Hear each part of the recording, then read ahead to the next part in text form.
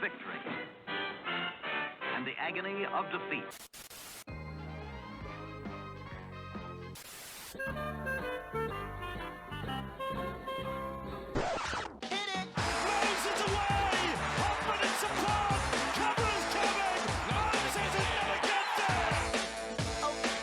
Madison, great ball around the corner, Petticini, he beats them all! Junior Polar out wide, bumped away from Trindle, Sharks coming through, none of them can hold this! Hello and welcome back to another episode of the Tip Sheet Podcast. As always, I'm your host John, also known as 4020, and joining me to break down round 5 of the Jersey Flegg New South Wales Cup and of course the NRL is my good mate Sixties. Big fella, lots of football to talk about. We spoke about the juniors earlier in another episode of the preview podcast. Now it's split two ways. But obviously Eels hunting a breakthrough win in the NRL and the Flegg and Cup back in action again with wins under their belt. But for the Cup, they're looking to bounce back after their worst result so far. So we've got a lot to discuss. But as always, before we do get to the football, how you doing, mate? Well, as that leading music says, none of them can hold him. That's almost us with a podcast these days, right now, mate. Yeah, we're literally a minimum of 5 per week. It's been very, very, very busy, especially with this lead into the junior reps finals. So anyone that's listening to this that haven't tuned into the junior reps finals, just bear in mind they're about to hit finals football. We've introduced the junior reps preview podcast. It allows us to go into a bit of depth with what's happening in those teams. So if you have an interest in the players that are coming through and how they're all performing, jump onto our Junior Reps preview podcast. But as we always say at the start of every podcast, first of all, thanks to our sponsors, Star Partners Real Estate, Auburn, Narellan and Parramatta, and also Parramatta Leagues Club, the home of the Eels, where you will see us this Saturday at 1:45 in Sturlows. We'll be doing our special preview. Mary Kay from Ladies Who League is going to join us in there as well to talk about the Eels taking on the Dragons, and we'll probably be able to discuss as well what happened in one or two games that might be finished, maybe one game only. We might be close to the result of the Flegg when we're in there on Saturday. And of course, also don't forget that Paraleagues are just tremendous supporters of junior rugby league, and they're right behind what we do with the junior reps coverage. And you know, they pump hundreds of thousands of dollars into junior rugby league in the Parramatta district. It's such generous funding that makes it possible for young players and the families of young players to be able to afford to play junior rugby league. And as we know, without juniors, you've got no future in rugby league. So they're really helping the lifeblood of rugby league. So get behind them at the home of the Eels, Parramatta Leagues Club.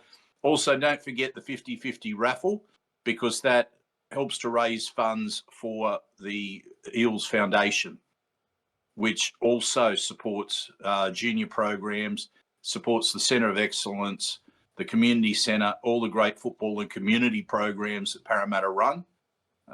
So it's a way that you can maybe win a little bit of money, but also, most importantly, getting behind the Eels Foundation as well. And remember, you don't have to be at the game on match day to be able to claim your prize if you happen to win the 50-50 raffle. So get behind that raffle.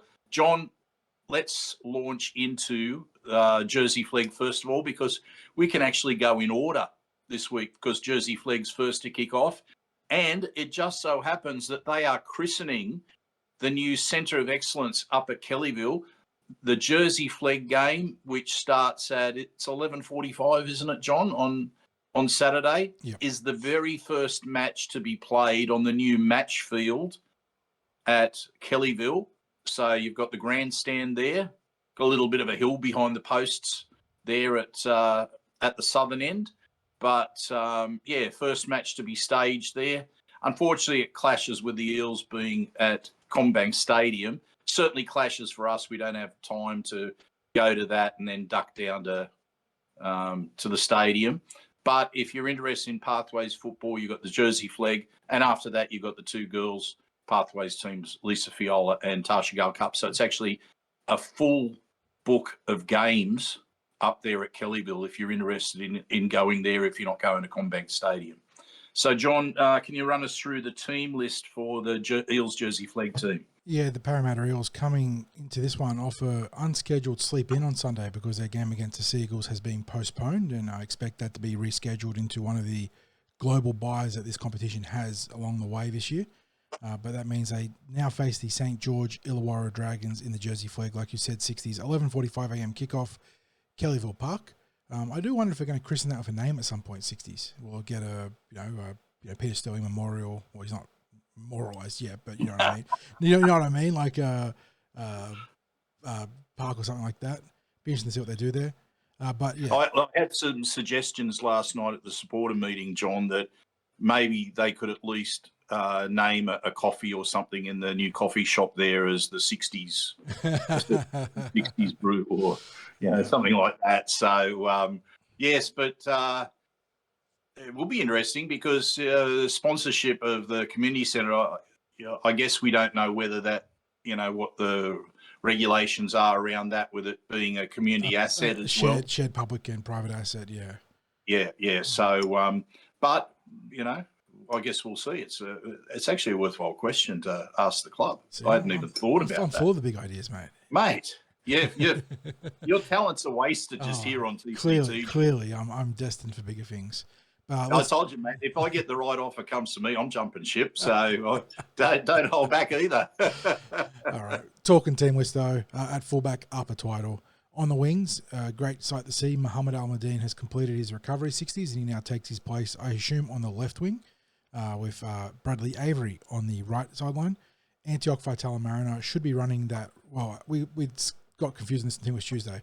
Antioch has been running the right sideline, or the right edge, but with Richard Penasini coming back, that's where he actually did his NRL trial at. So that was right centre. No, it wasn't. It was left centre. What am I saying? Sam Riney was at the right centre. So, yeah, that actually works out nicely. Richard Penasini. Yeah, well, no. Actually, through a lot of the pre-season, he was training at right centre because he was opposed to Will. And Will's been at left, so it was left for your right. Yeah. So I think you're right you're correct with. I'm not going to say the word right. I think you were correct. You're left. You're right. I'm trying to think. I think you were correct that he played. I believe that Sam Riney played right. Sam Riney played right centre versus the Knights, though. And maybe, but then this is. But regardless, he's got experience on either side. So we'd probably tip him to be at left centre here, and he'll partner Mohamed Al-Madeen as a result. But then in the halves, we've got Cooper Fuller continuing to make his young career as an Eel in the Jersey Flegg grow, and he'll partner Matthew Hunter. Front row unchanged, what we've come to get used to, and Damascus Nemia and Tiankan Brown as the bookends, Jack Hudson a dummy half. Then it's our twin power. Domenico and Rafael Destratus are on the edges, with Sebastian Piocala coming into the team to make his 2025 debut.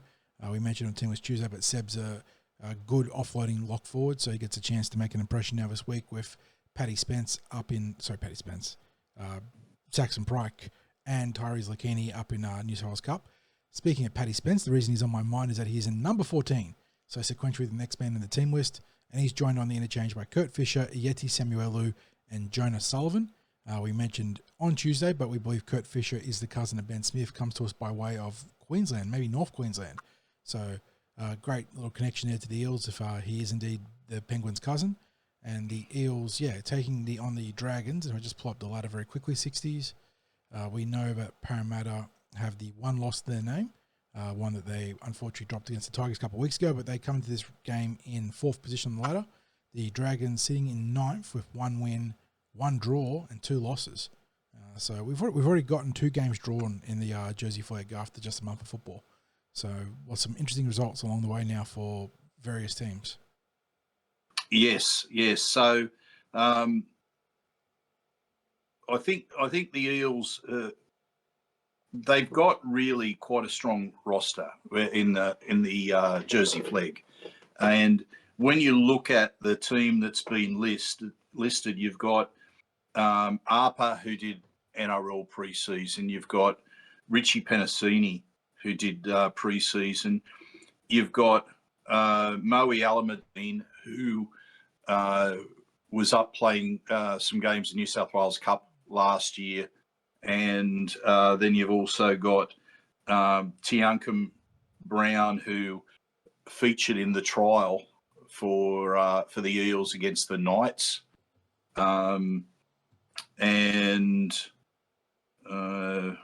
of course, you've got fellas that have been around and performing quite strongly at this level, like the Destratus twins. Mm-hmm.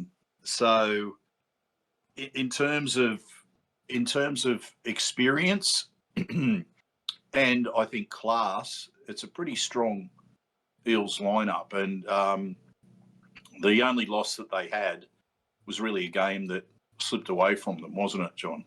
Yep, and they were in the box seat to take control of that game, but it was a very hot weekend, that one, and they wilted a little bit in the heat, and some errors piled up on them, and the Tigers did enough to get out of trouble. So they've been pretty good on the balance of things, Parramatta, and like you said, this is a good squad, and compared to last year, and even the year before that, 60s, where I think it's been back-to-back seasons prior to 2025, where they were sort of bailed out or reinvigorated by the SG Ball graduates. This Flegg team has taken control early on and is now giving themselves a platform to not need to turn to the 19s graduates, to come through and kickstart their campaign. They're putting themselves in the top four early on and now can look to mid-season to be bolstered rather than be taken over by the SG Ball. Yeah, that's a good point too, John. And I guess maybe then they can look at it might be a different perspective that they have on any graduates from the SG Ball who come up and join the squad, where they can be a little bit more selective in how they use them and how they blood them, rather than be sitting there and relying on them coming in to, as you say, to bail them out. Because one of the things that's also happened in past years has been the injury toll as well at the start of the year. Now, it's not that there aren't injuries this year as well, because as you mentioned, Moe Alameddine, he's just returning now due to the ankle injury that he had early in the pre-season.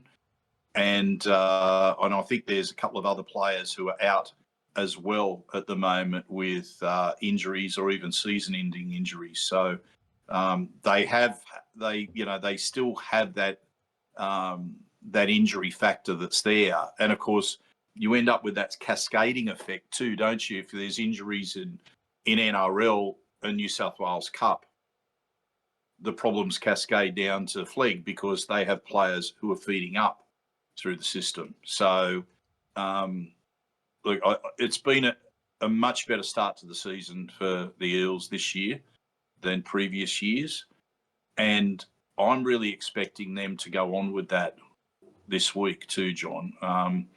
And I guess there's maybe that excitement or anticipation too about the venue being the very first team to play on the new venue.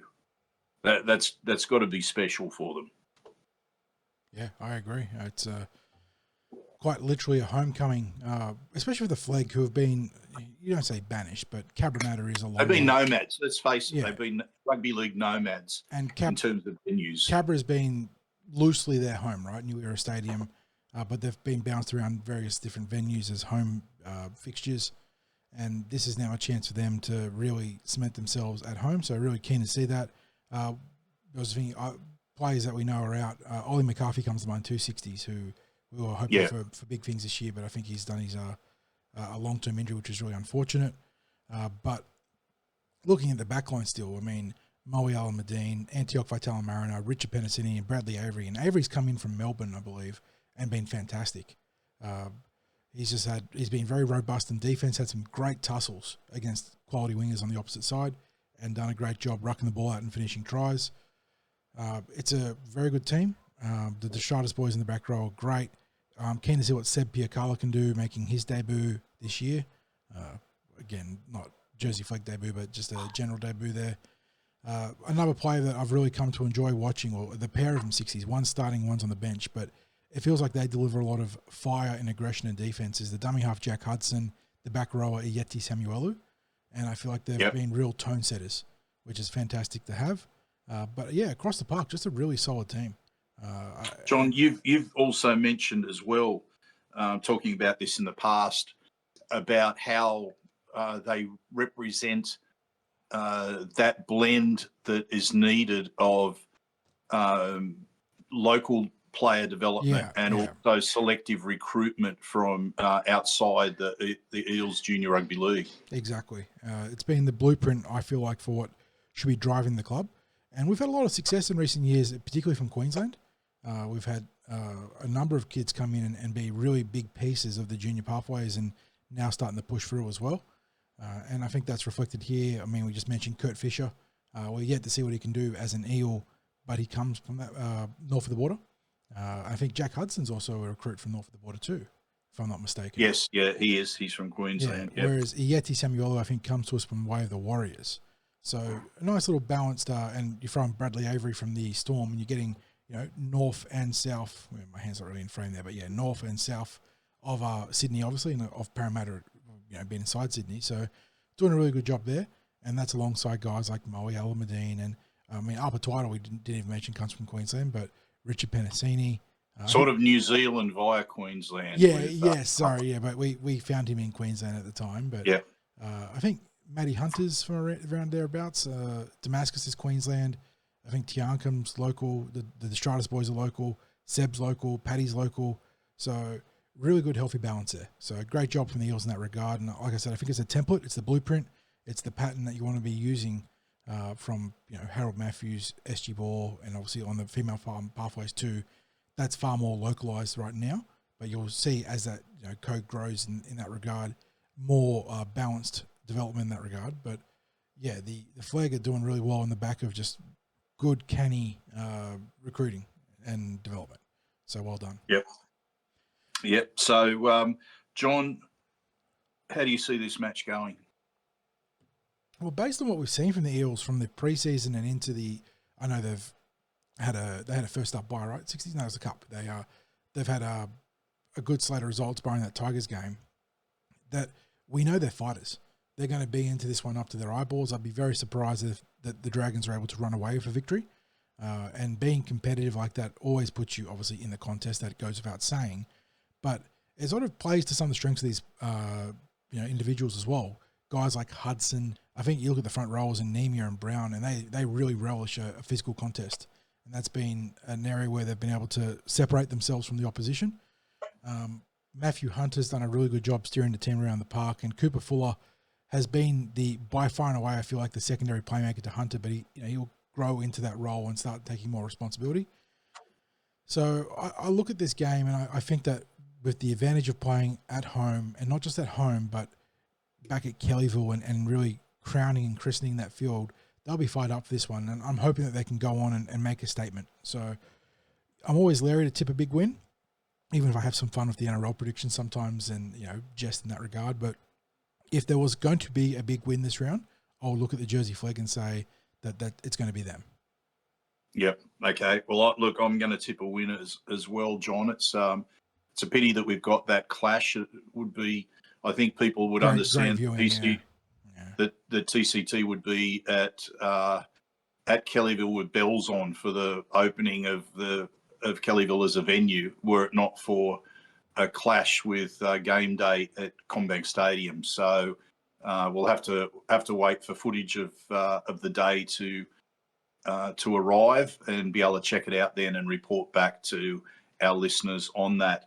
Okay, we now move to the New South Wales Cup. Yeah, need a vastly improved performance from the reserve graders this week. 60s, they slumped to in the end, it was a 10-point loss, a 12-point loss to Manly. It was 32-22. I think it was 32-22, but they completely lost control of the game in the 13 minutes either side of halfway after starting that game better than the Seagulls, but just could not consolidate and could not put the game on lock. And they suffered their first loss of the season as a result. Now they host the St. George Illawarra Dragons. This one is at CommBank, 12:40 p.m. kickoff, and I just pull up the ladder, the knock-on effect New South Wales Cup. Eels and Dragons actually sitting level pegging. 2 wins, 1 loss apiece, and the Dragons with +16 in their points differential, Parramatta of +7. So a B's appendage between the two rosters there, and a lot to play for with a berth in the top 4 at the end of a round on the line. And I know it's only early going in the season, but you want to be sitting inside the top 4 rather than sitting outside it. And the Eels look like this, mate.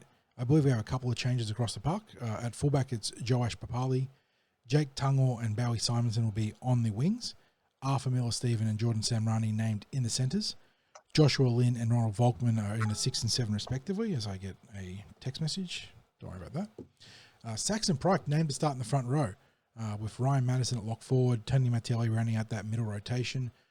We mentioned on Tuesday 60s, but be very interesting to see if Saxon is being tasked with the responsibilities of a traditional front rower, or if the Eels will be swapping he and Madison around to play what would I say is more conventional logic in terms of their builds.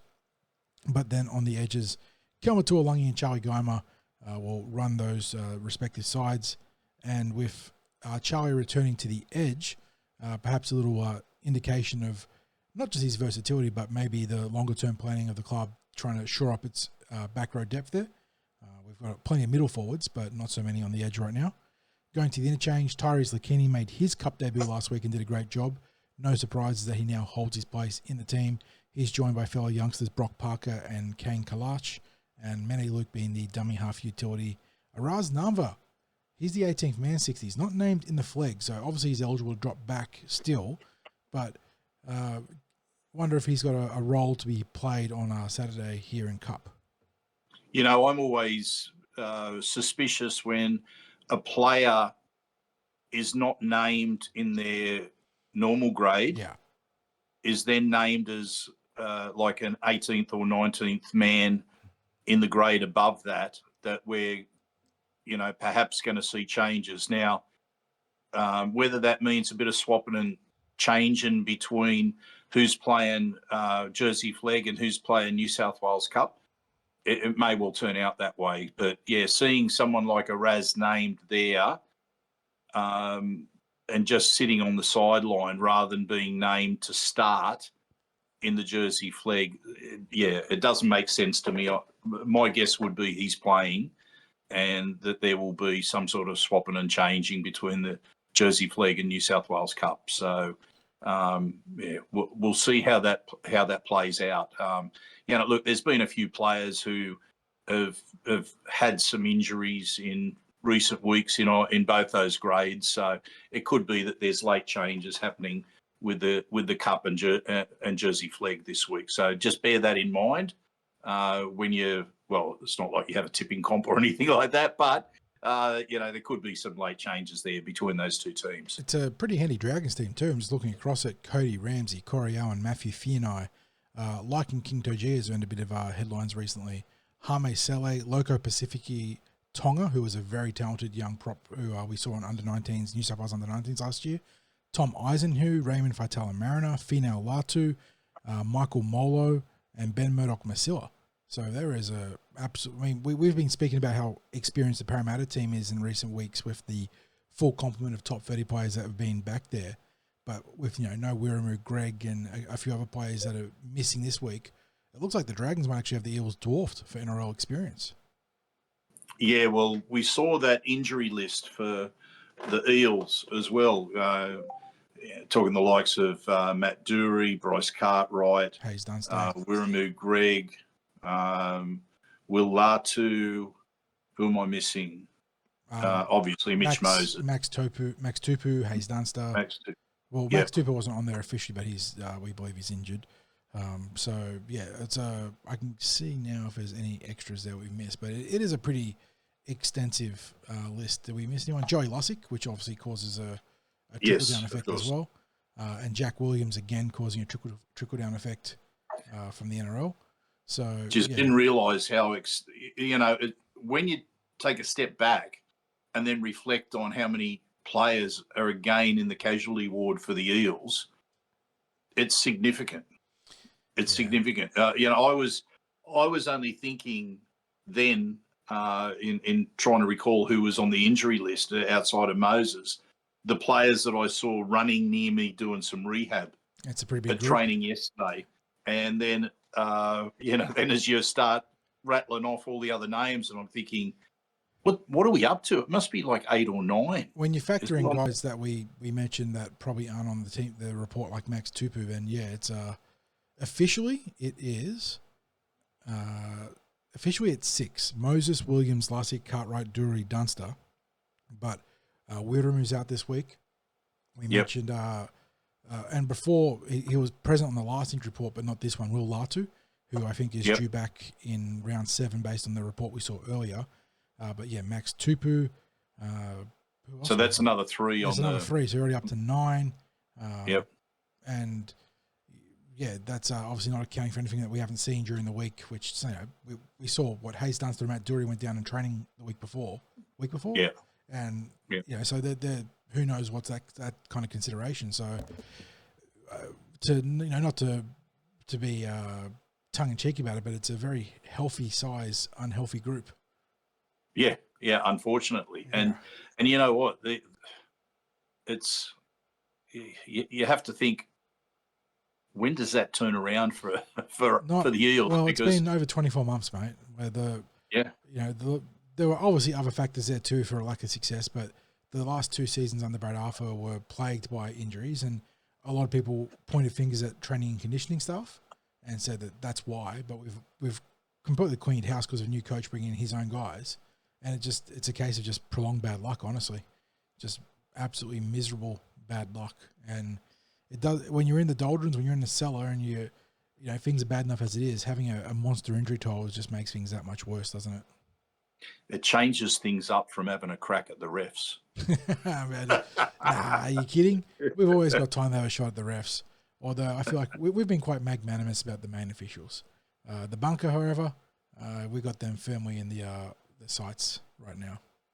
Look, you know, we always believe, even when we're having a crack at the refs, that they've got one of the hardest officiating jobs in professional sport, and overall are so many levels above what match officials were like, you know, in the past at rugby league. And admittedly, they didn't get the tipping that, you know, from the touch judges, or didn't get the preparation. They weren't full time, all that sort of stuff, you know. So you should expect the level of improvement that we've had in match officials, because that is their profession. But you know, we're reasonably well blessed in that regard. But yeah, we just got to make sure we take care of those the bunker. That's just got to improve. We won't go down that road. I am not looking. We can talk about it with our NRL preview, because I'm not looking forward to the influence that the bunker will have in that game. But as what were the 4th game on the docket? Is that right? 60s. We got Thursday night football, then 2 Friday night games. So maybe the bunker will have cleared the system a little bit of the crackdown, but I'm not too hopeful in that regard. But I'd tried to forget about the crackdown 40. Yeah, I'd you know, the first night that I realised it was coming in, the sleep was restless. The nightmares were there. Now I'd move past it. I'd put it at the back of my mind, and you've reintroduced. I'm good for that. You've reintroduced the horror. Horror. Two sleeps with the nightmares coming, mate. But let's talk about the cup quickly. Who do we want to see? Because the cup is an interesting position where you want to see team success, you want to see individuals stepping up, because the Eels have a pressing need for more guys putting their hands up for first grade, no doubt.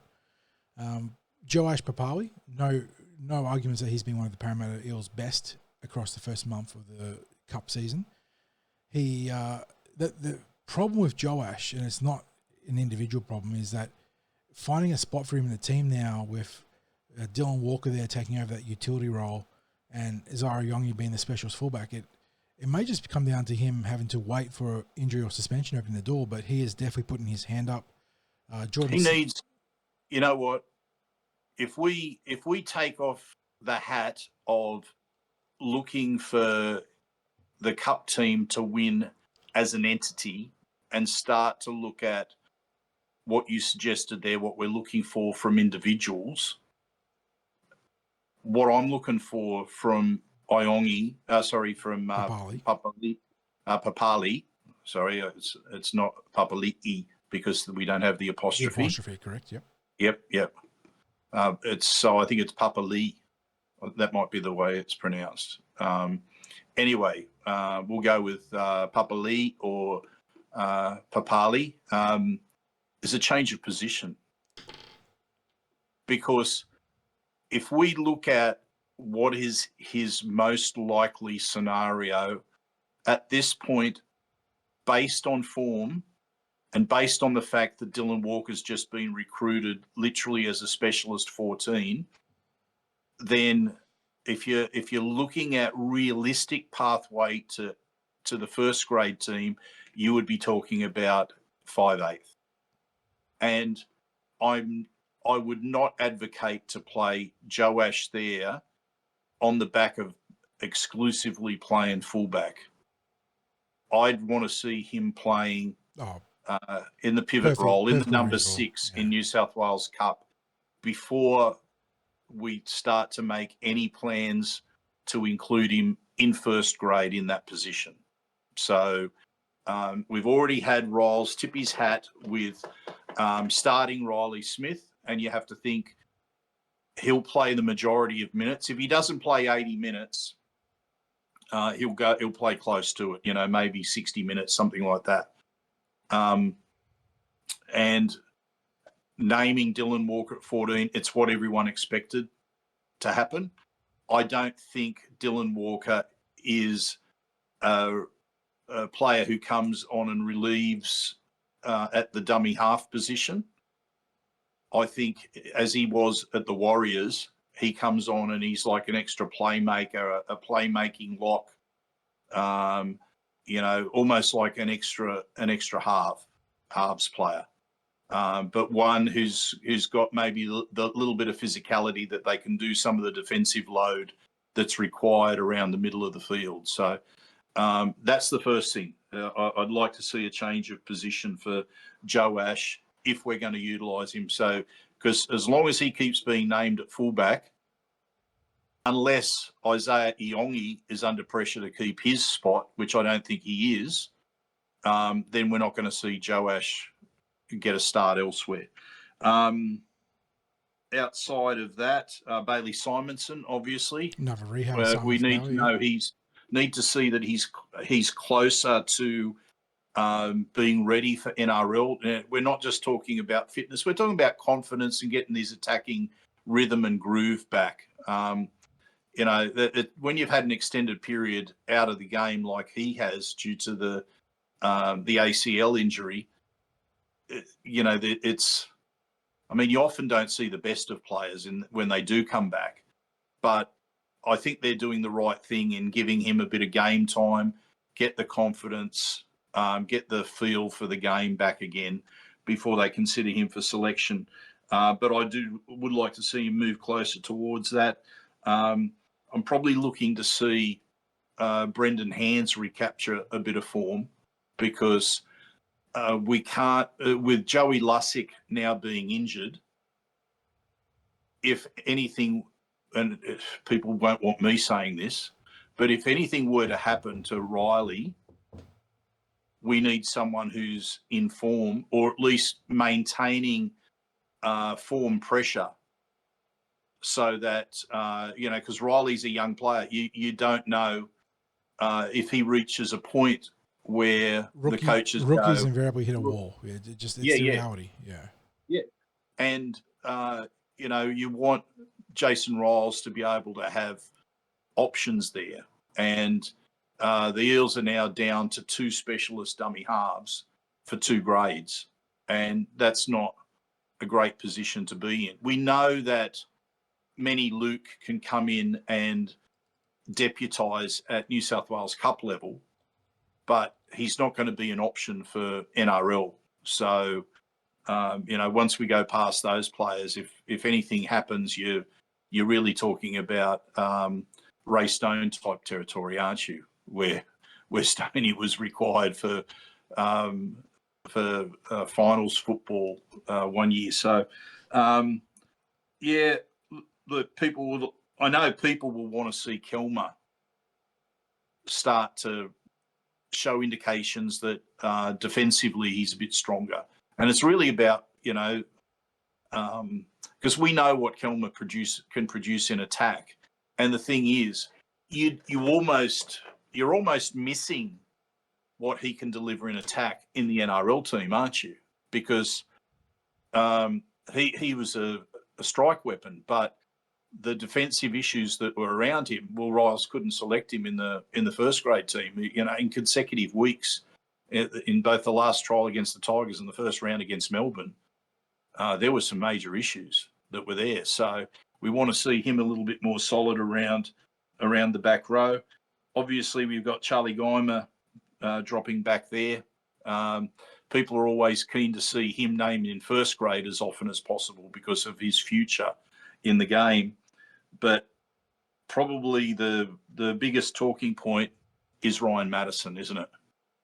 Because no doubt, when you talk about senior players and leadership and maybe what's missing in the NRL team, well, he could be a piece of that puzzle in his best form. And we're not seeing him in his best form. He's had his injuries. He's had his pre-season interrupted by injury. Then he's had the injury hit at the start of the NRL season. It's now seen him relegated to even last week being off the interchange in New South Wales Cup. And now just simply keeping a place in New South Wales Cup this week. Last week wasn't great from Ryan. It was not like it was in what was a poor performance from the Eels as a team. He wasn't one of the better performers, and that's a tough thing to say about such a talented player, but that's just the reality. So we need to see something from him to give the supporters hope that he becomes an option for Jason Ryles. And apart from that, obviously, we have interest in seeing that continued progression of Tyrese Lakini, because when we're talking about edge players of the future, that's where his name starts to come into the conversation. He and Josiah Funa-Iuta. Will Latu as well. Will Latu, yeah. Like, if we're talking about future players, these fellas, these young blokes, they fit the bill. If all of them were a year or two advanced, perhaps the club wouldn't be talking about or considering going into the marketplace for edge back rowers, because I think they would be very well served. And it'll be an interesting call for the club next year, because I think players like Will and Tyrese could well be knocking on the door of NRL, depending on what happens in the pre-season next year.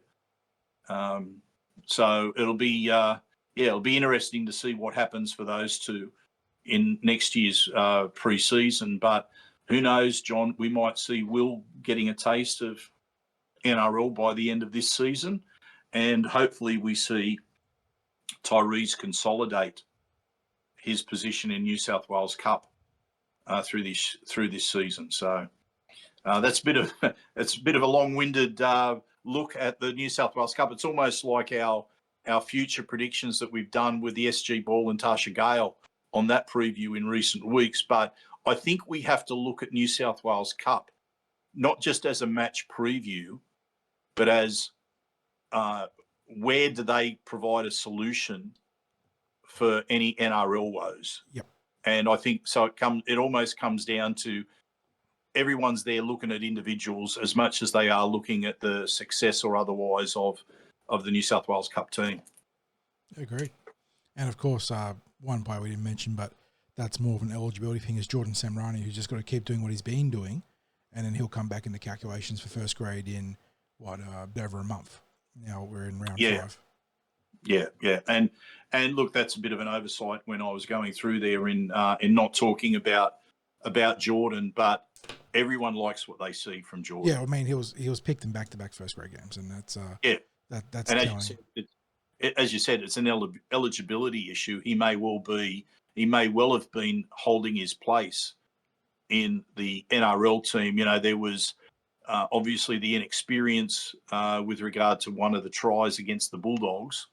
But in terms of the ferocity that he carries the ball with, and you want that work in yardage from your back five, he brings that in spades. Like the confidence with which he carried the ball, it belied his experience. It really did. It belied his inexperience. So, and just to wrap things up, we mentioned Saxon Pryke in the front row. Just in general, Saxon's had a good start to his cup season this year, and hope he can continue. Tony Mattielli, I think he's been one of their better forwards, 60s. I actually liked that he was being aggressive with his offloads against Manly, but he needs to obviously just temper the offloads and find the right spacing and timing for it. But I think if he can put together a couple of good games, he'll put himself right in the frame for the NRL.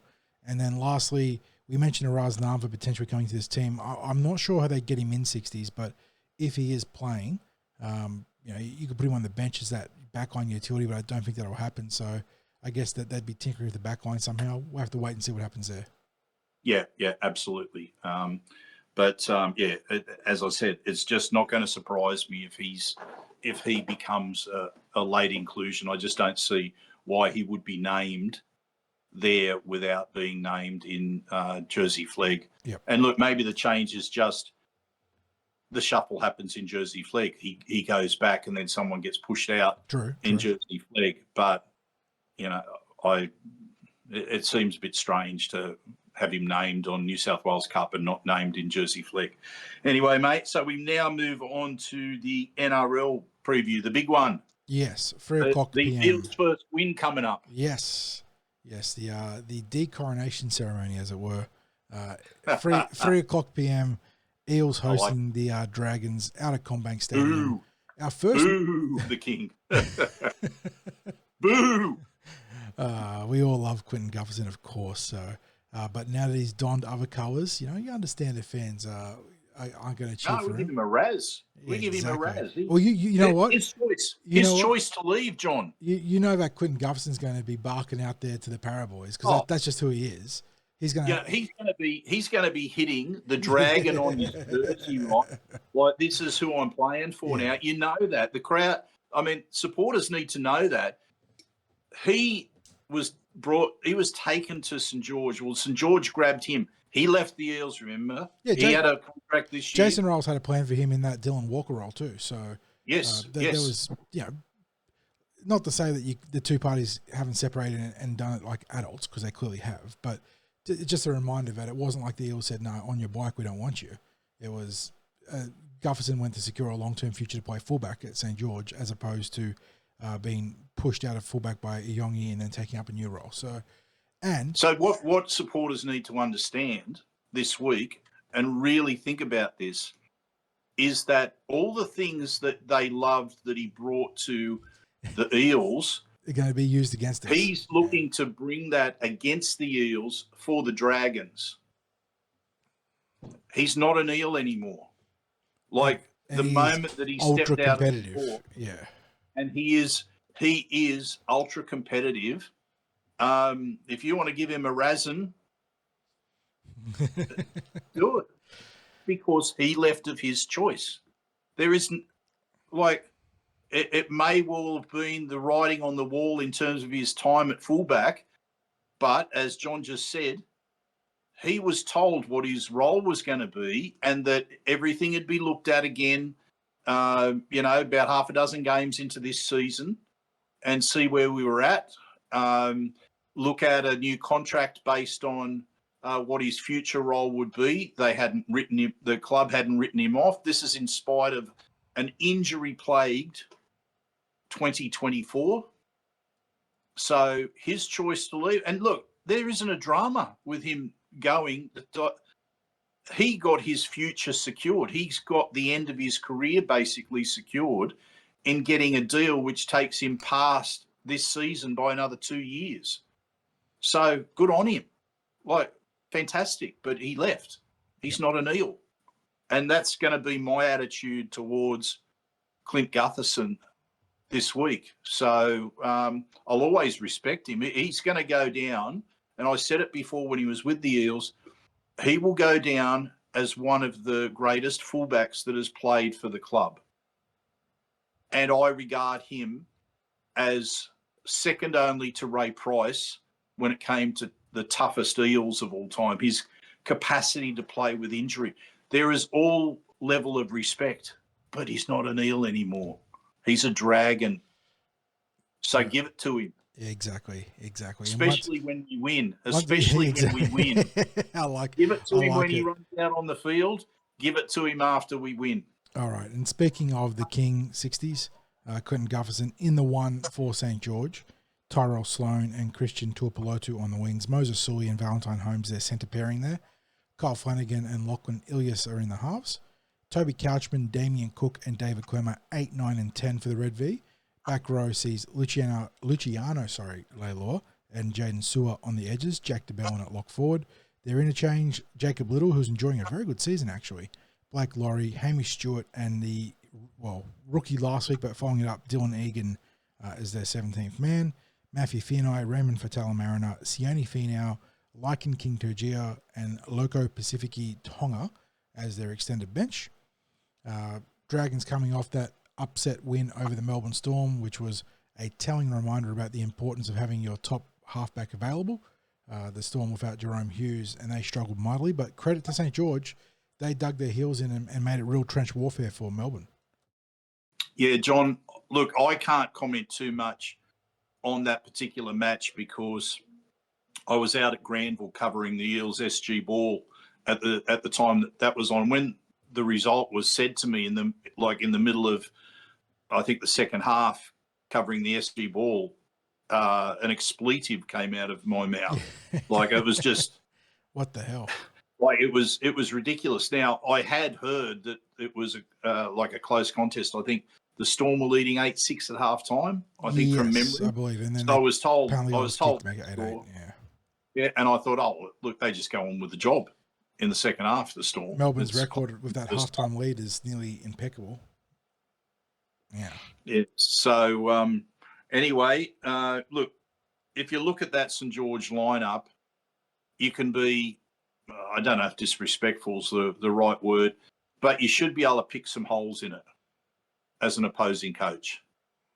And I expect that the Eels will have spot players that they'll work over, much as the Dragons will have Eels spot players. Every team has that. No doubt.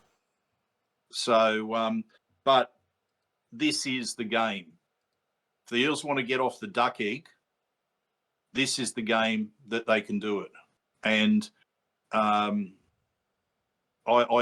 did reference that I was happy with what I saw at training yesterday. That doesn't mean anything this season, obviously. But it was I'd probably say it was the best that I've seen them look in season. Since the preseason has concluded, it was arguably the best session that I'd seen in season. Now, in the past, sometimes really good sessions have led to really poor performances, and really poor sessions have led to good performances. Ideally, I like a session where there's the odd error happening, and it was probably a mixture of that yesterday. I make no promises about their performance. I'm simply expecting them to be better than they were the previous 2 weeks. Now, they have to be a lot better to get the win, but they're also playing a team which is, I think, nowhere near as strong as any of the I didn't regard the Tigers as a strong team, but I'll say it, that they're not as strong as any of the teams that the Eels have faced this year. There are not the strike weapons for the Drag. They've got some rugged forwards that can do a bit of damage, and guys like Leilua or Sewer, if they're on their game, are no doubt damaging ball carriers. But I do understand where you're coming from. The Dragons are a very classic early phase Shane Flanagan team. They're very rough around the edges and lacking in clear strike power, but they compete. and they make it gritty and rugged, and that's where their strength is right now. They get into a ugly little slobber knocker and sort of grind you out. And nothing like heading for the slobber knocker term there, John. yeah, and the Eels have shown some willingness to get into that frame, what we saw against the Bulldogs especially, but for just over half the game against Manly, defensively they were in that mindset. But being in those slobber knockers means you need to adapt a certain offensive mindset, which we aren't seeing too. But speaking of the Eels, mate, they do have some changes this week, and let's go through it. At fullback, it's Isaiah Yongi.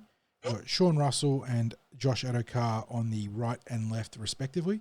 Will Penasini, left centre, Zach Lomax, right centre, based on what we've seen so far. Dylan Brown and Dean Hawkins are your unchanged halves pairing. Again, a lot of talk about what we should be doing with Dylan. I'm not surprised that Ryles is showing a bit more faith in his playmaker, at least until we get Mitchell Moses back in what we expect is round 9 now after the bye. Front row sees Joe Ofungahi back to starting officially, and he'll partner the captain, Junior Barlow. Speaking of starting, making his first career start is Riley Smith. Well done, young man. Very well deserved too. Great chance for him to continue to grow and make his impression on this team even bigger. And I'm hoping, we used the song, even though you couldn't hear it, Sixties, the rap song Trendsetter. And I'm certainly hoping that Riley can be a trendsetter for this team in the terms of his just sheer competitiveness. That would be great. On the edges, we're going to need to see more from this pair, but Sean Lane and Kitione or Gideon Katonga, left and right back roles there, they have to be more involved. They have to be more higher quality in their work 60s. I think that Katonga actually had a couple of nice carries against Manly, but the work rate wasn't there, and we need more from our edges. Jermaine Hopgood is a lock forward. And then we look at a pair of changes on the interchange. Making his club debut is Dylan Walker, and making his season debut coming back from an Achilles injury is Luca Moretti, a pair of outstanding reinforcements. And I'll let you talk about them shortly, 60s. But rounding out our rotation is Sam Tuivasa and Dan Keir. Really good to see Sam still entrenched in this team. I think it's not like he's playing perfect football. And I'm sure if you go back and review the tape, there's going to be a missed tackle here or there, and being out of place there, one set or another. But again, the energy's there. He's looking to make a difference in defense with his aggression, and I think we're going to see better and better offensive football from him. So good stuff there. Rounding out our options in terms of the extended roster is Joash Papali, Charlie Geimer, Bailey Simonson, Brendan Hands, and Ronald Volkman. So Eels picking from their cup team. No surprises there for the reserves. Jared Sutton is the main man. Casey Badger is in the box. So we talked about that crackdown. It could be very ugly viewing on the weekend based on the officials involved there. I don't want to say anything. Honestly, I don't want to say anything. There are bunker officials who seem to have the capacity to see things that nobody else can see. And it goes back to my argument. Maybe. If they have angles that they're not showing us, show us so we can understand. Yeah. But based on what we see as the public, there are some baffling decisions made by the bunker. So yeah. Anyway, let's talk Parramatta Eels, mate. Yeah. Let's not get bogged down in talking about match officials. 3 main changes there. We've got the young rake in Riley Smith starting, and then you've got Dylan Walker and Luca Moretti being huge additions to the bench.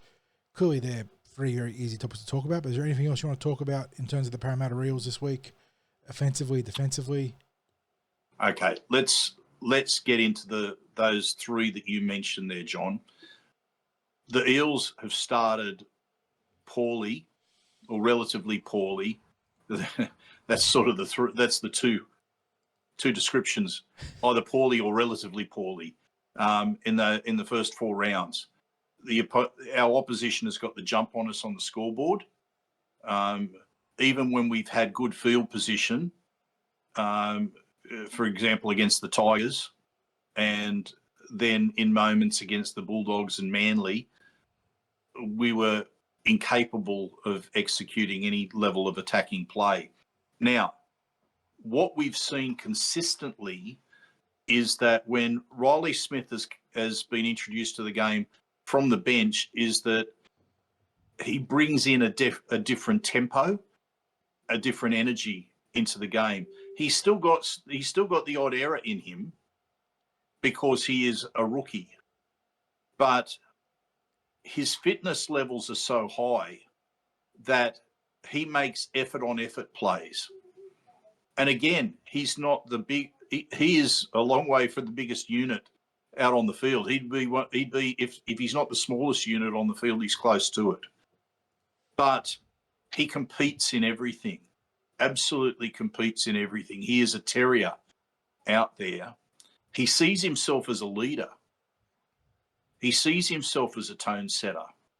He sees himself as a difference maker. Now, when we had recently Dean Witters as our guest at Parramatta Leagues Club, he talked about the mindset of the interchange when he was playing for the Eels. So the likes of himself, PJ Marsh, David Solomona, Fui, yep, right, and how they would talk each other up, and they would be sitting there on the bench talking about the impact that they were going to make when they got introduced to the game. Like they thrived on being difference makers to the team's performance.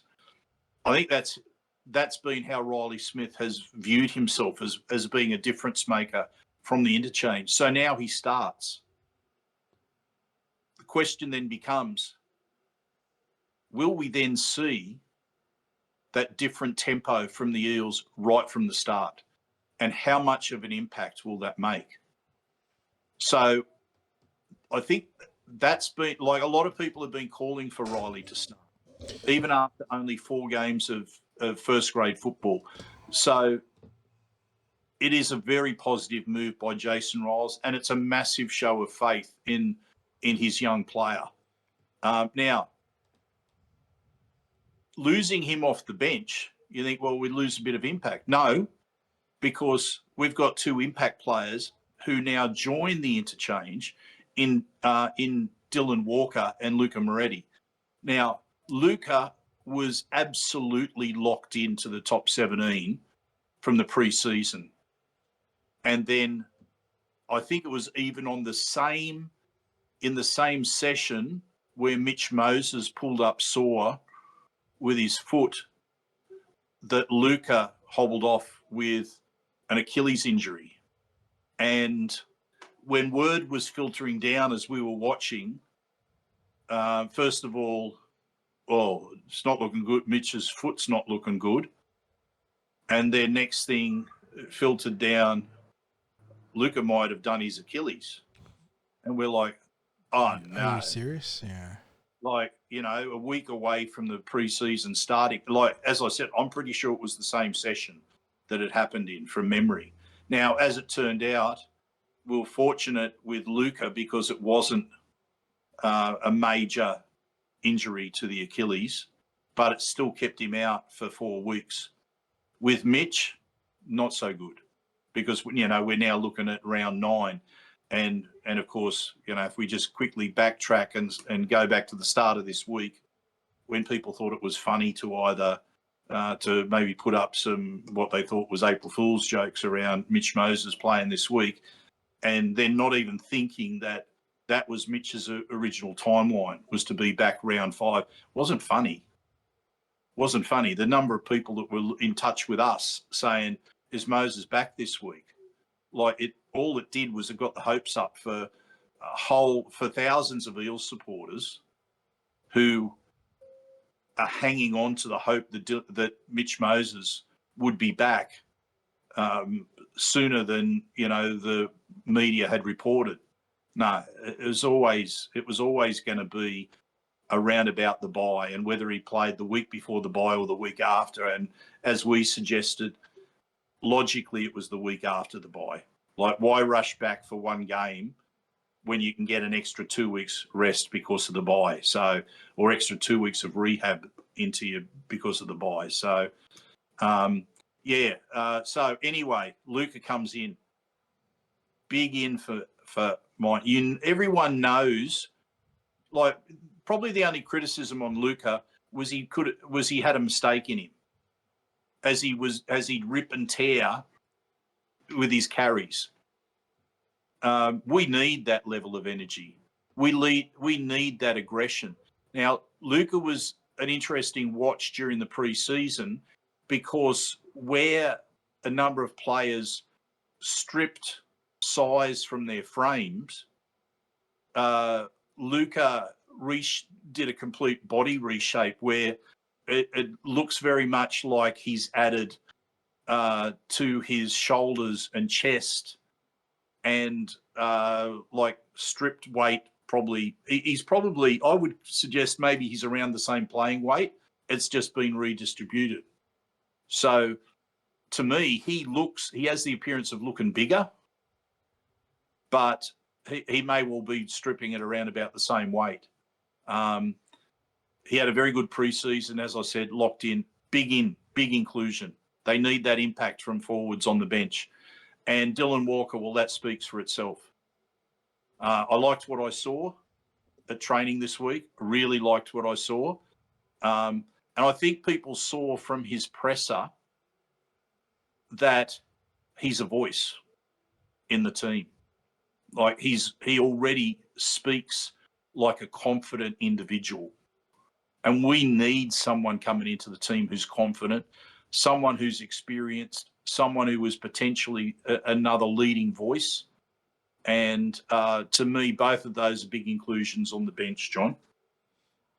Yeah, and I look to Walker and Moretti, and I'm reasonably confident that they're going to be impact players, which again, it feels like it's circular logic, doesn't it, Sixties? Every week we're sort of going around saying, yeah, Riley Smith, Sam Tuivasa, when he was in, Jordan Samrani, Isaiah Yongi, even someone like Dean Hawkins who's come in and made a difference. We keep going back and back and back. We need the core players to stand up. We need the Will Penicinis. We need the Dylan Browns, the Joe Offengahis, the Sean Lanes, the Jermaine Hopgoods to find that extra level and, not just have a good play here or there, but find 40 minutes of good football on them at the very minimum. And John, you just ran through, let's talk about some of the names that you ran through. Sean Russell, Will Penicini, Dylan Brown, Joe Offengowie, Sean Lane, Jermaine Hopgood. You rattled off those names. Here's the thing in common with all of them. They were incumbents. Yep. And look, Junior's an incumbent, but he's found... And he started slowly, don't get me wrong. He had a rough game against Melbourne, but you have to think he was challenged by the coaching staff. Like, he is the most senior player in the team, and that is his burden to bear.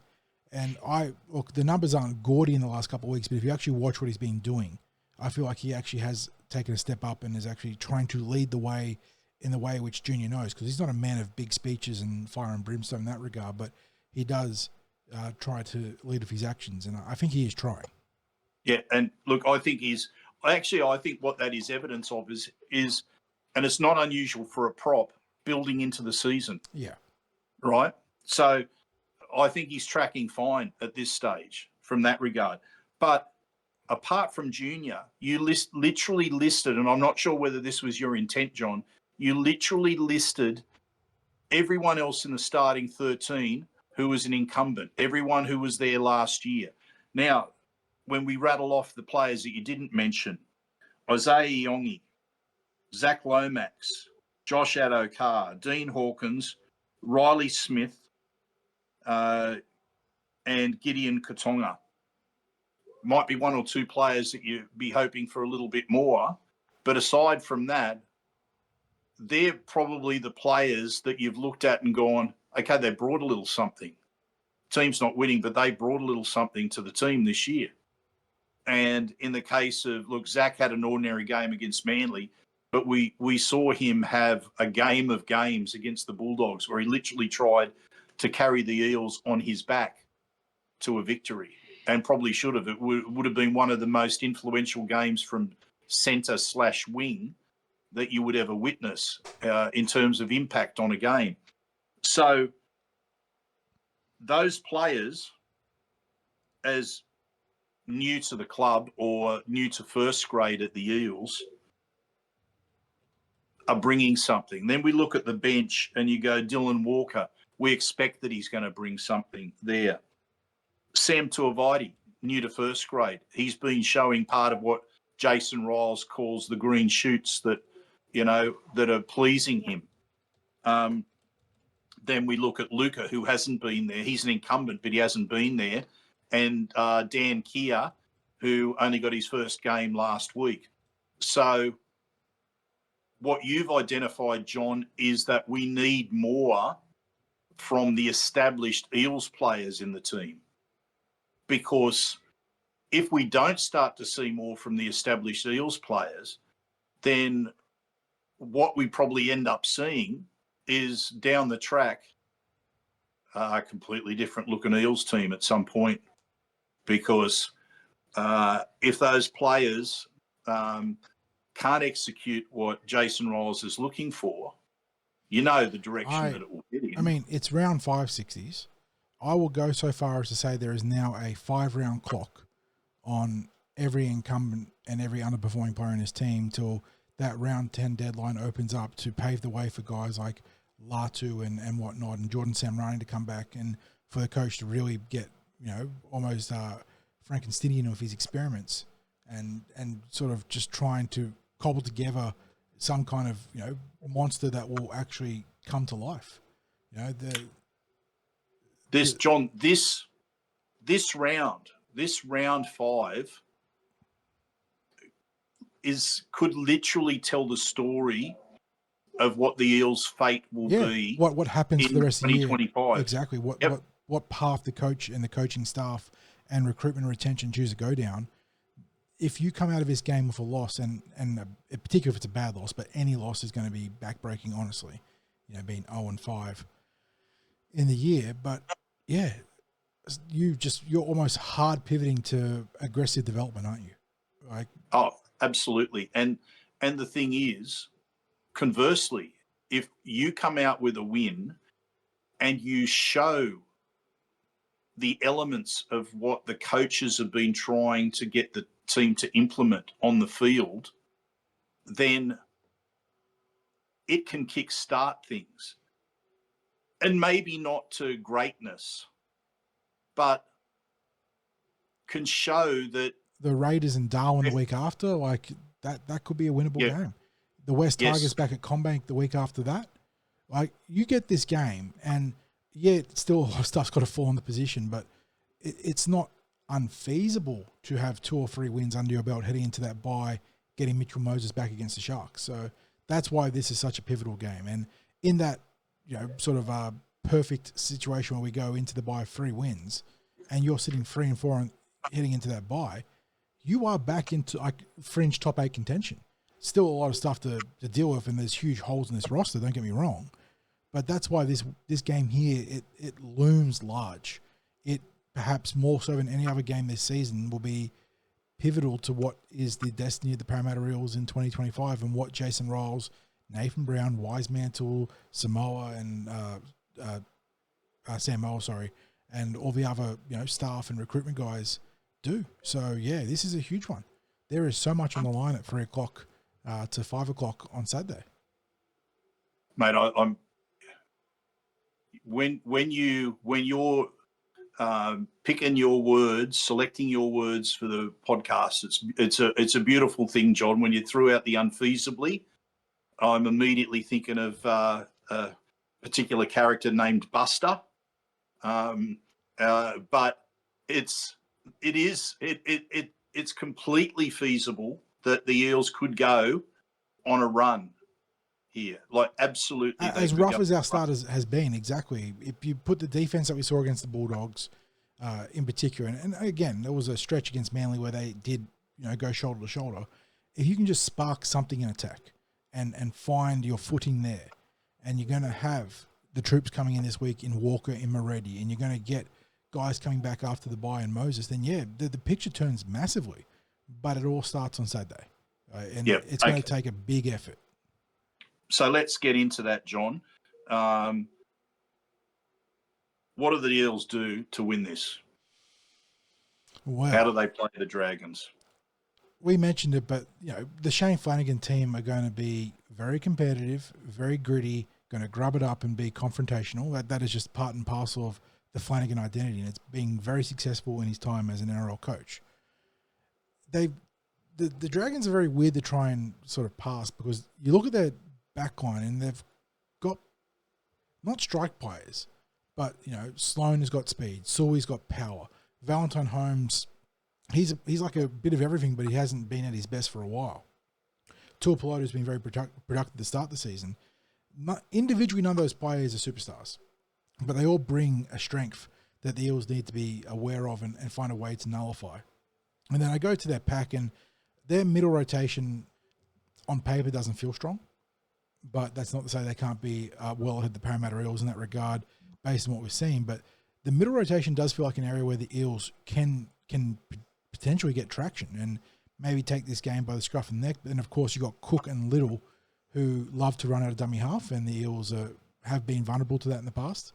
But if I was looking at this game, you've got to try and find a way to nullify those individual pieces in the back line for their individual strengths. And likewise, Tyrell Sloan, he's got speed, but you can overwhelm him with power. Sui's got power, but can be gotten with agility. Valentine, you just got to play good football against, and Tuipulotu, he's a little bit more balanced than Sloan, but again, I think speed maybe prevails against him. Their halves aren't flashy, Flanagan and Ilias, so put pressure on them and you will force mistakes. But again, that's an effort area, 60s. When you're in the doldrums, when you're struggling like the Parramatta Eels, I think you can only consistently look to someone like Riley Smith to do that. But he can't do it by himself. He can't be at marker every fifth tackle putting pressure on Flanagan and Ilias. So disrupt them. Take them out of their gears, off their pace, and you will see errors. And then it goes back to that middle rotation. I think that's exploitable. And the other thing too is that Sua and Leilua are momentum players. They're dominant when they're on, particularly Leilua. I think Sua's a bit more consistent, but even then he is still a momentum player. You need to prevent them from putting an early stamp on this game. And Leilua in particular, if he gets that early try, that early big run, he's going to be really hungry for more ball and looking to make an impact. And beyond that, their bench is solid. That's it. So there are opportunities here for the Parramatta Eels. Across the park, there are ways you can attack each of those guys. I mean, we haven't even spoken about Quinton Gufferson, 60s. You know he's going to be in the contest. But by the same token, you know that you can hurt him by moving him around and forcing that battered body to have to go down to get the ball and have to cart the ball into the teeth of a strong kick chase. So you can, you're not going to take him out of the game, but you can blunt some of his impact. And I think that's part of what the Parramatta Eels have to do. So I don't want to put it where I'm going to, and it's not differing from your thoughts on this in any way, actually, John, but what I want to add to your thoughts on the individual aspects of the contest is I want the Eels to go from just energy to intensity. I want them to be playing this game at our home ground like it's their grand final, to really take the game to the Dragons right from the start and to hurt them. I want them to hurt them physically. I want them to start, as I said, I want that fast tempo, but I just don't want that effort. I want the intensity to come with it. The other thing too is you mentioned Clint Gutherson. Ball in the air where there's going to be a contest. And if there's not a contest for the ball, like an attacking kick, I want that ball finding the ground. I want him having to chase a ball that's gone away from him and that's grubbering along the ground. I want that extra effort from him. I don't want it to be easy for him to collect the ball and start bringing it back upfield. He's not going to make huge meters in taking the ball into the defence. But as you said, I want to hurt his battered body, like with the Eels' effort, with the Eels' intensity, with the Eels. The Eels have shown in moments, and in periods in the game where they can win that physical contest. In the last 2 weeks, they've strung together sequences of play where they've got the better of their opposition, where they're winning the territorial battle. And it's come about through having improved line speed, better first up contact in the tackle, the team working together in defence. But they've really got to get that cohesion in attack as well. Yep. And if they can't find the cohesion in attack, the job's just going to be that much harder. They'll probably have to scrap harder than they should. We just know that if they've got the cohesion in attack, you're going to make the opposition defence work harder, and then they're not going to have as much energy in attack themselves. This is a St George team which, as you said, have got certain players that are going to pose a threat and then others that just don't pose any threat. Now, at this stage, we're almost been, you could almost say about the Eels, well, no one's posed a threat. Look, we are very aware. We're very self-aware of Parramatta and where we're at. But yeah, you've got I'm like you, my attention's drawn to the Dragons' back row because conversely, our back row's been underperforming. Yeah. Now, if our back row doesn't work with protecting our halves in that defence line, then the Dragons have a couple of back rowers who can exploit that. So we need Gideon and Sean to be close to producing something approaching their better football. And I notice I didn't say best football. I said their better football because I don't think they can go from 0 to 100.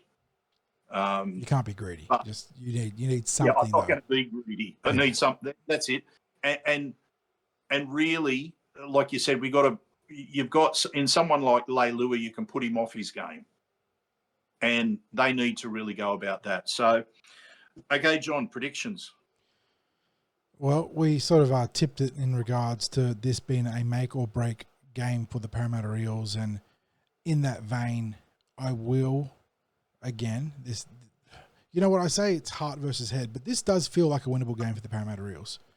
More so, when we tip for Manly, we acknowledge that Manly at their best are going to blow the Parramatta Eels off the park, and Manly weren't at their best, and the Eels did challenge them, albeit without much of a serious shake from the offensive side of the ball. So, no, but we should have been in the contest better than we were because they weren't at their best, and it was ideal. It matched what we thought was possible, but it just didn't, we couldn't execute to make it possible. And as much as there are legitimate concerns about our attack, I mean, well beyond concerns, it is easy to forget that Sean Russell it wasn't his fault, but he had a hat-trick that was taken away by forward passes. And they were all constructed legitimately and actually challenged the Manly left edge. So Eels get that right. Eels compete better in the ruck. Dylan Brown continues. Look, I think there were signs of life from Dylan against Manly in the first half. Second half, obviously, he didn't run the ball until the last couple of minutes. But Dylan continues to take a step back towards anything that resembles form. Then can I just say again, I saw what I thought was better signs from Dylan on the training track this week. I was buoyed by what I see. Now, again, I make no promises. They could come out and be absolute garbage, right? They could replicate what we've seen. I just saw a bit more of what I wanted to see out of Dylan at training. So, and in that vein again, to be a little bit petty, maybe Dylan Walker has the kind of game that Jason Ryles was hoping from Quinton Gufferson in that number 14 jersey. So comes on, sparks the Eels, and he and Moretti and Sam Tuivasa give us some real impetus either side of halftime. And embarrass the king. Like I said, a decoronation. And look, we do love Guffer. We're partially taking the mickey, partially just reminding fans that he is not an Eel anymore. And we'll celebrate him for the years to come when he retires. Or even when he plays for... Hey, you've got your title for this preview, the decoronation. Yeah, exactly. But although it doesn't have to be all those factors, just some multitude of those factors coming together, Eels being competitive, Eels scoring first would be so huge in this 160s. We have not been first try scorers at all this season. We've been chasing the scoreboard the entire year. I want to be the trend setter, the tone setter, the pace setter in this game. So go out there, and if these things happen, then I think we win. And I would love a big win, geez, to start putting a dent into that for and against. But you take any kind of win. But I'm going to say Parramatta to win. Margin's so hard. Our defense 1 is. point, John. I'll take 1 point. You'll take 1 point. I'll make it Yeah. 2. I'll make it 2, just so we have to clench our teeth and grit our teeth, clench our fists at the end. Parramatta to win 24-22. First try scorer? FTS. Jeez. FTS. Let's go. Let's just say a Parramatta player this A Parramatta week. player. You know what? We all want a flashy try to get onto the board, which means it's probably going to be the cheapest, sleaziest kind of try, which is the dummy half barge over. Riley Smith in his starting debut to get over from dummy half from short range. Love it. Player of the match, predicted player of the match. Player of the match. It'd be very good if we're going with the decoronation theme for Isaiah Yongi, who has not been bad by any means, but for him to have his real breakout game for the Parramatta Eels, statement game. So, and that, you know what, that also falls in line with our attacking structures, finding their correct shapes and middles laying a platform, because perhaps the single biggest beneficiary would be Isaiah Yongi in that hypothetical. So, 1 versus 1, the Prince of Parramatta, Isaiah Yongi, to have a big game. Okay, John, for me, I think I'm actually bullish this week about an Eels win. You know, I have not been all season. You know, I've looked for ways that the Eels can win. This week, I believe the Eels will win. There's a difference, straight up. Can I also mention that last week in goals preview, there was a double collect for anyone that took my tips. I said take the Eels with 17.5 start and then take under 39.5 total match points. The $1.90 for the 17.5 start, $6 for under 39.5 points. So I'm actually pretty stoked about that. But after a loss, I couldn't talk myself up. Can't spruik it too hard, no. Can't spruik it too hard. Got to get a week of air to breathe between that. Yeah. So, look, I felt that I'd read that game reasonably accurately last week. This week, as I said, the gut reaction, the gut take on this is the Eels win. Just straight out. I'm not even thinking about how might they win, which is what it's been the first 3 weeks. It's been how might they win, because we've said here's the best case scenario, here's the worst case scenario, literally. And we've talked about tipping with the head, tipping with the heart. I'm just straight out tipping the Eels this week. The scores, that's probably where I'm not as bullish, how I think it will play out. Because honestly, just don't know what the Eels are going to produce in attack. I just think they will produce better. Now, if we're averaging two tries a week roughly, because it's 11 points that we're averaging in attack, I think we might double it this week. So I think you said 24, didn't you, John? Okay. I think the Eels win something like 24-14 against the Dragons. I would love that. I tell you what, that would be a huge win. But we need to score first. So first try scorer, I mean, I absolutely love your tip with Riley Smith with first try scorer. I nominated him last week.